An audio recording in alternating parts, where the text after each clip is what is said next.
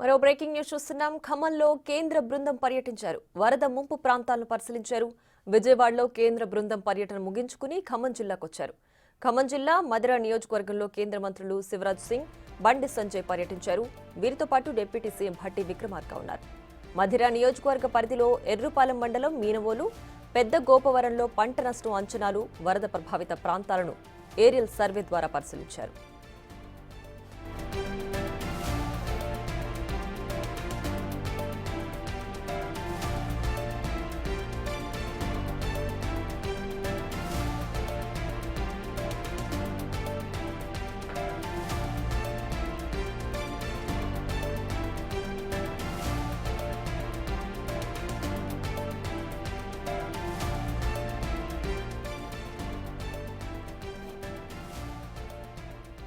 ఖమ్మంలో కేంద్ర బృందం పర్యటించారు.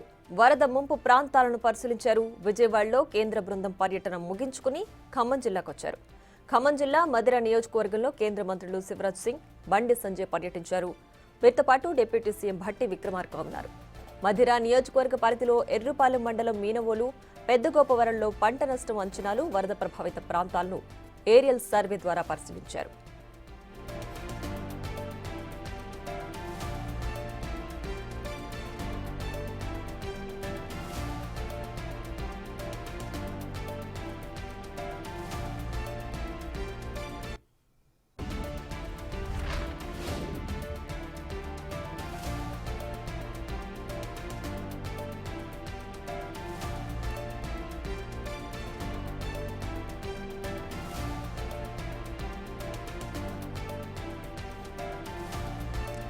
ఇక మరింత సమాచారం మా ప్రతినిధి భాస్కర్ ఫోన్ లైన్ లో అందిస్తారు. భాస్కర్, చెప్పండి.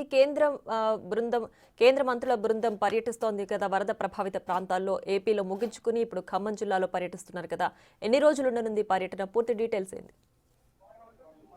ఉదయం నుంచి కూడా ఉదయం 9 గంటల నుంచి కూడా ఒక్కసారిగా కేంద్ర వ్యవసాయ శాఖ మంత్రి శివరాజ్ సింగ్ చౌహాన్ మొత్తానికి మరి కేంద్ర సహాయ మంత్రి బండి సంజయ్తో కలిసి విజయవాడ నుంచి ప్రత్యేక చాపర్ ద్వారా ఖమ్మం జిల్లాలో ఏదైతే ఫ్లడ్ ఎఫెక్టెడ్ ఏరియాలో ఆ ప్రాంతంలో మొత్తం కూడా ఏరియల్ వ్యూ ద్వారా కూడా మొత్తం కూడా పరిశీలన చేస్తున్న నేపథ్యం ఉంది. మరోవైపున మధిర నియోజకవర్గంలో ఉన్నటువంటి మధిర మండలంతో పాటుగా ఎర్రపాలెం మండలంలో కూడా బాగా దెబ్బతిన్న పంట పొలాలతో పాటుగా ఆ ఏరియాలో ఎఫెక్టెడ్ అయిన ప్రాంతాలు మొత్తం కూడా ఏరియల్ వ్యూ ద్వారా మొత్తం పరిశీలన చేశారు. అనంతరం అక్కడ నుంచి నేరుగా మళ్ళీ అదే చాపర్లోని మళ్ళీ ఖమ్మం చేరుకుని ఖమ్మంలో మున్నేరు నది పరివాహక ప్రాంతాల్లో ఆయన మొత్తం ప్రకాశ్ నగర్, అదేవిధంగా బుక్కల మన నాయబజార్ కళాశాల ప్రాంగణం మొత్తం కూడా ఒకసారిగా ఏరియల్ వ్యూ ద్వారా మొత్తం పరిశీలన చేశారు. అక్కడ నుంచి పర్యటన అనంతరం మరలా ఖమ్మం జిల్లా ఉన్న సరిహద్దు ప్రాంతం అయినటువంటి సింగరేణి టోల్ బజార్ దగ్గర రావడం జరిగింది. అక్కడ హెలిప్యాడ్ దిగిన తర్వాత అక్కడ రోడ్డు మార్గాన జుజురాపేట వెళ్ళి అక్కడ ఉన్న దెబ్బతిన్న పంట పొలాలతో పాటుగా దెబ్బతిన్నటువంటి మేజర్ కెనాల్, ఏదైతే పాలేరు రిజర్వాయర్ కింద ఉన్నటువంటి మేజర్ కెనాల్ ఉందో ఆ కెనాల్కు